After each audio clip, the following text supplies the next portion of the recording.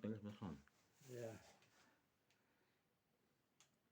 Oleme siin praegu Jõgeva pensionäride ühenduse kabinetis ja räägime juttu Heino Ilvesega, selle ühenduse esimehega, kes tähistas hiljuti oma 90. sünnipäeva. Palju õnne! Kuidas elutee üldse algas? Praegu oleme Jõgeval, aga need juured on teil hoopis Lõuna-Eestis vist. jah. Kus kandis? Noh, sündinud olen ma endises Tartu maakonnas Otepää vallas Nõuni algkoolis, kus ema oli minu pedagoogiks 26. aastast kuni 42. aastani. Jah, õieti 42. aastani jah.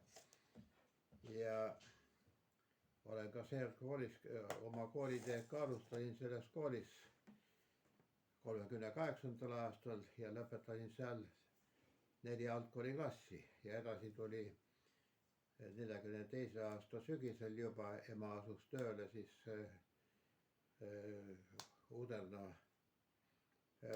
kooli Elva vallas Tartumaal ja kus ta töötas siis 52. aastani õpetajana.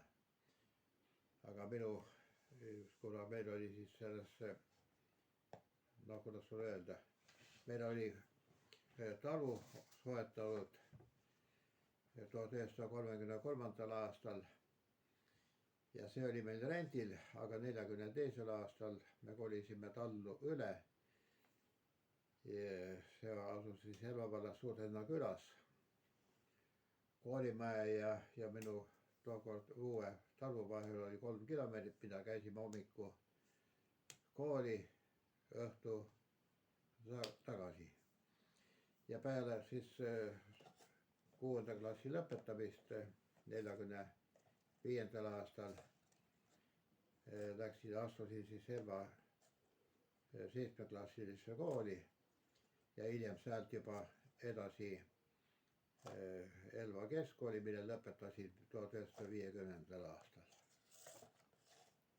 Uderna kool, väga kuulus ka kultuuriloo poolest, seal on Priidepärt Tuglas õppinud Jaan Kärner. Ja aga Jõgeva ma arvan, tegelikult jõudsite ühel põhjusel ja see põhjus pole muud kui teine maailmasõda, juba teise maailmasõja aega nagu sõjapõgenikuna. Kuidas see kõik juhtus? No see oli 44.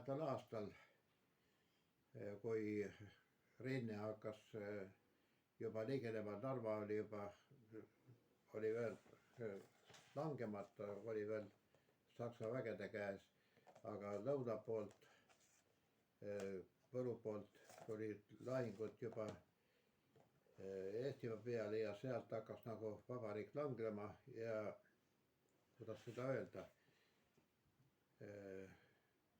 me kartsime jääda sõjale jalgu, nagu öelda, sest et väeosad juba, Saksa väeosad juba paariliselt põgenesid ja meil ei jäänudki muud üle, kui jätta taru maha, leida sellele maja hooldaja ja läksime siis rändama ja alguses läksime minu onu juurde, kes oli Laeva vallas kabelitarus omanik.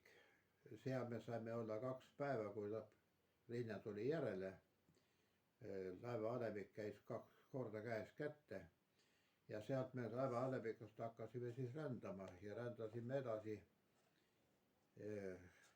kuni siis Jõgeva üle Palamuse Jõgevale ja sealt Toovere külas Vahitalus Velikute juures leidsime siis peatuspaiga, kus me olime 2 või 3 nädalat olime seal. Aitasime neil talutöid teha, karjas käisin siis koos teiste põgenike laste ja loomadega Kuremaa järve ääres. Ja see oli minule täitsa ootamatu, et ma olen siia siis nagu hiljem tagasi tulnud. Ma tulin siia tagasi siis 61. aastal juba metsamajandisse juba täismehena ja siin olen ma pidama jäänud praeguseni. Olen siin siis olnud 2 ametis, Jõgeva metsamajandi peametsalemana ja hiljem siis 66. aasta maikuu 16. kuupäevast siis teede valitsusjuhatajana kuni 90. aasta 1. novembrini. tänapäeval sellist asutuslikku teede valitsust otseselt ei ole, aga omal ajal töötajate arvu poolest oli see väga suur asutus, peaaegu 300 töötajat, kui me nüüd Jõgeval siin mõttes ringi vaataksime, millised need tähtsamad objektid siin valmis said ja üks on kohe vist Mustvee maantee viadukt, mis No see on hilisem, see oli kõige viimane minu kõige viimane jah. jah, see oli kõige viimane töö, aga noh, neid kõigepealt hakkasime meie tegema siis Saare-Pala-Kodavere teed. see oli üks esimesi. Siis oli, enam pole nagu meeleski, neid objekte oli järjest ja ka Piibemaantee osa, Tartu-poolse otsa lõpetamine oli Jõgeva teedevalitsus, teederemonti ehitusvalitsus tol ajal, tolle tegemine. Siis muidugi need hilisemad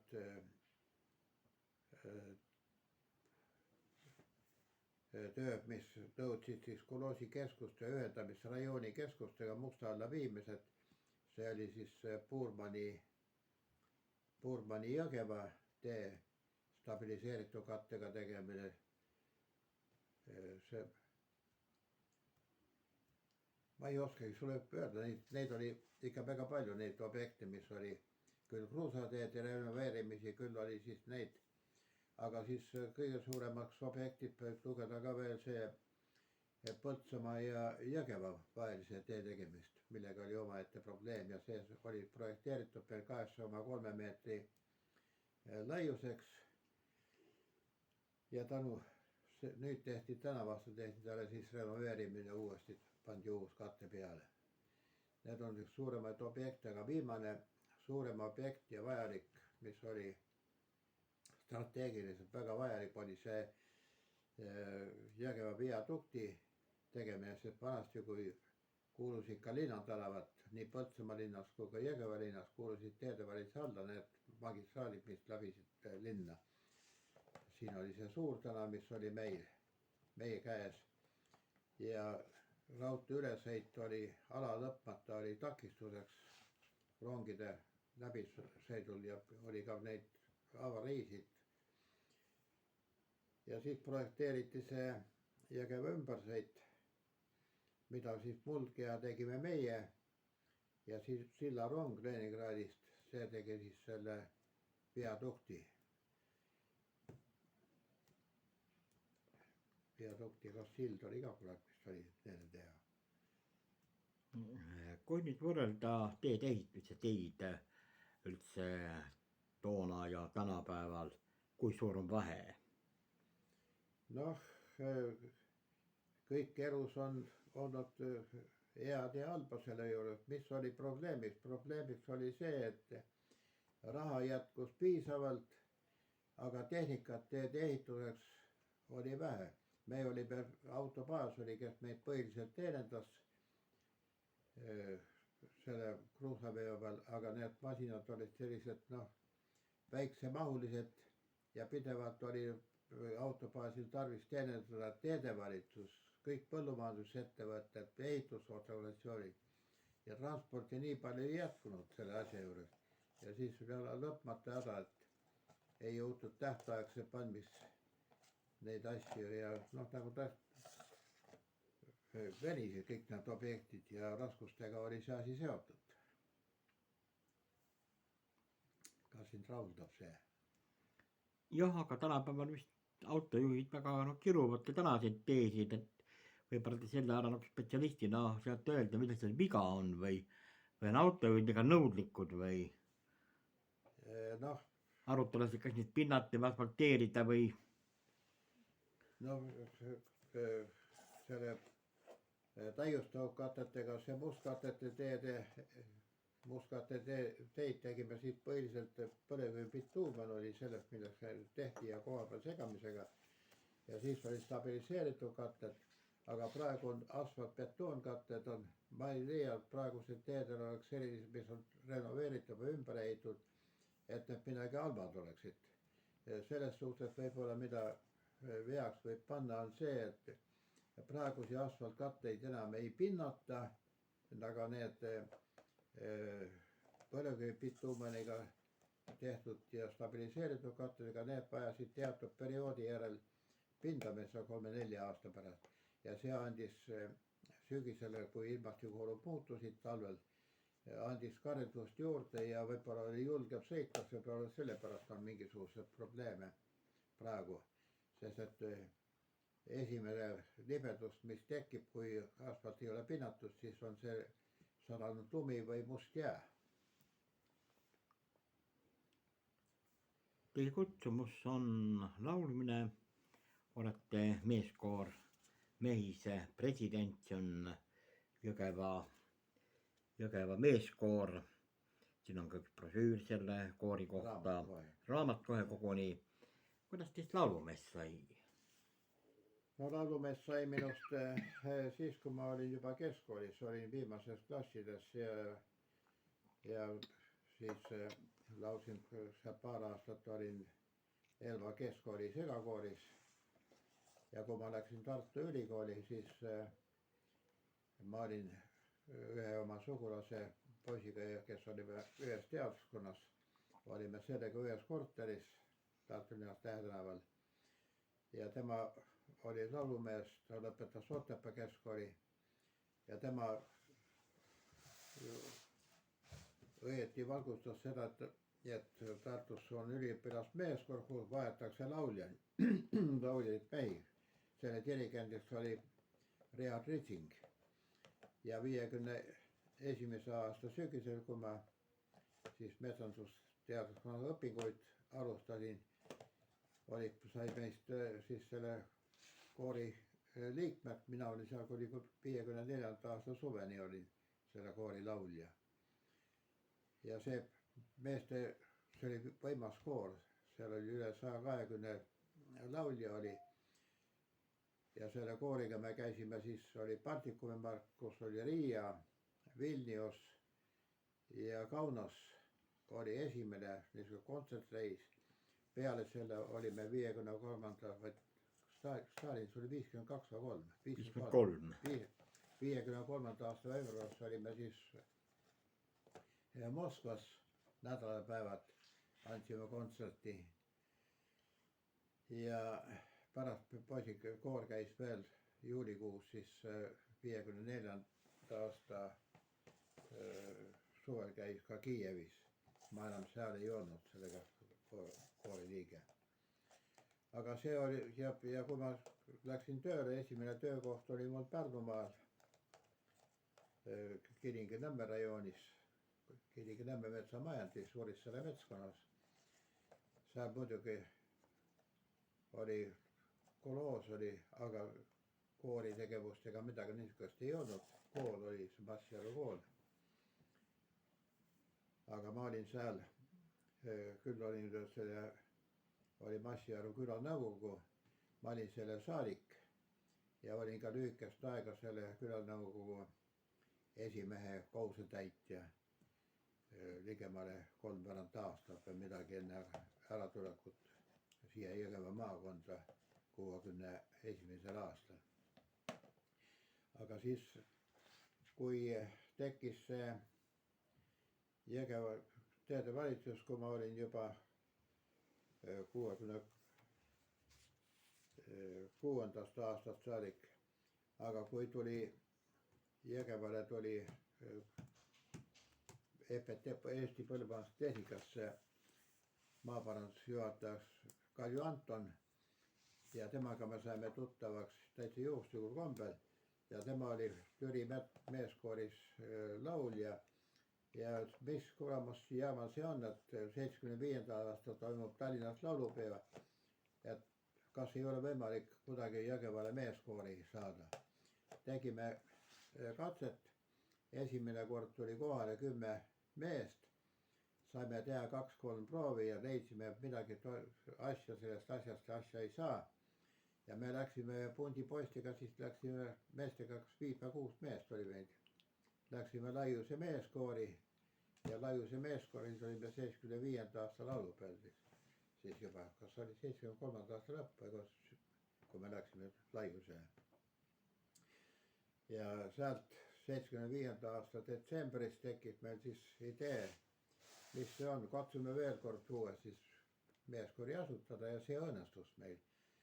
Koor sai siis täiesti kokku 19. jaanuaril oli juba üle 30 mehe või üle 20 mehe tekkis juba ja see andis nagu julgust juurde. Ja nii see siis kohapealsetest ettevõtetest tuli mehi juurde, teedevalitsusest, siis oli põllumajandustehnikast, siis oli kekimehed, mõned siin ja saime siis koor oli kuni 56 liiget või 60 mehe ringis, nii on olnud seda koori. Ja me olime küllaltki tunnustav koor kõikides, nii oma ministeeriumi kooride kõrval oleme olnud ka teise kategooria vabariigi meeskooris, aga põhiliselt 3. kategooria koor.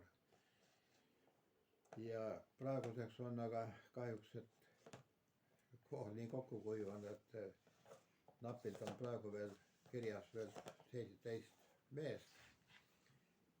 Nii et 16 loetakse normaalseks kooriks, aga püüame praegu selle koosseisuga ikka veel hingitseda. 45 aastat meil oleme tegutsenud, aga nüüd see koroonatõbi, see on viinud asja nii kaugele, et enam suurt tegevust ei saa olla ja viimane esimene meil oli 25. novembril, kui Elva meeskord endast tähistas oma 60. juubelit.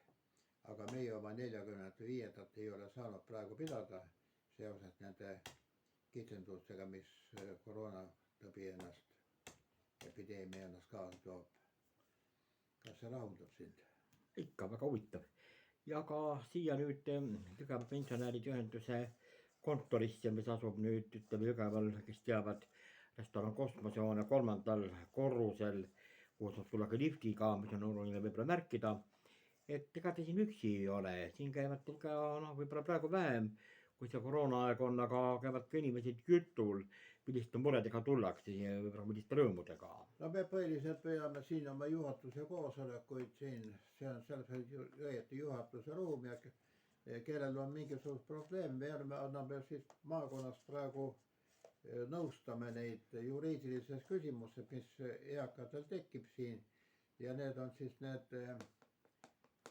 juba mitu aastat on meil siis jurist, kes on siis Eesti Pensionäride Ühenduste Liidu palgalt, nendel on leping selle ja meil on ühine nagu ruum siis selle tegevusest siin kasutada.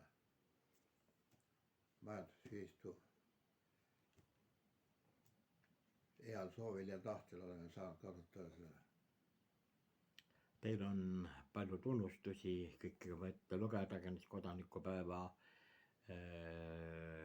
tunnustusmärk ja Jõgeva linnateenete märk ja võib-olla tuleb lähiajal midagi juurde, mine tea. Aga inimesel kõige tähtsam on ikka tervis. Kuidas teie oma tervise saladust, mis on võimaldanud elada 90-aastaseks ja selles vanuses nii reibas veel olla, ise kommenteeriksite? Siin tuleb tänada Jumalat, et kes on tervist andnud praegu. Ega haigusi on olnud siin, millega mul on, minu isa oli küllaltki noore mehena, suri tuberkuloosi, tol ajal oli see ravimatu haigus. Aga ma olen mitmel korral oma elus põlenud küll kopsupõletikke. Ja vast see on ka põhiline, mis mul neljast õpilast kallal on olnud. Ja siis noore põlvena mul oli 38. aastal oli pimesolu operatsioon, mis oli lõhkenud mul ja tollal oli see küllaltki raske, nii et ma olin 3 nädalat olin Tartu kliinikumis, pärast olin siis kohaliku maakonnaarsti või kuidas tood nimet oli tol ajal, maakonnaarsti. Otepääl käisin sidumisel ja nagu liigliha tikkus kasvama selle haava peale. aga kõiges nendes ma olen üle saanud praegu ja pole nagu probleeme nagu olnud. Muidugi ega see ei ole, tervis ei ole enam 30-aastase ega 50-aastase osas. Mõningad mured on mind vaadanud terve elu, kuna olen olnud 42. aastast, 43. aastast talus, siis mul tuli teha kaasa kõik talutööd. Algasin karjapoisina, aga ma leidsin, et karjapoisid minu jaoks liiga igav ja juba 13 eluaastast peale olen ma tegelenud põllutöödega, kaasabil kõigist talutöödest, mis oli see künd, viljamasindamine või mõned muud asjad. Kõigega ma olen. Kõik maatööd selged või? Kõik selge. Lehma olete ka lüpsnud? Ei ole. Lammast püganud? Ei. Aga hobune on tuttav või? Väga, hobus on, minu noorpõlves oli mulle hobused meeldivad loomad. Aga kui ma sain vanemaks, siis alates 18 eluaastast olen ma rohkem autodega tegelenud kuni tänaseni. Ja omasin ka kutselise autojuhi lubade kategooria ja ametlikult lubadega ma olen autojuht olnud 52. aastast kuni käesolevani. Ja praegu on. Olete 2 poja isa, palju on lapsi, palju on lapselapsi?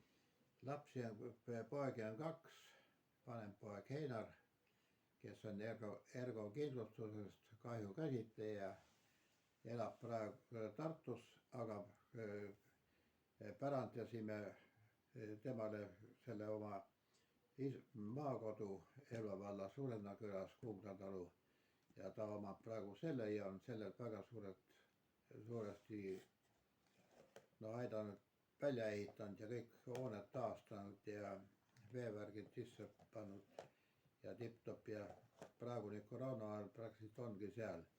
Teine poeg on siis, noorem poeg on Toivo, kes oli Jõgeva vallavanem.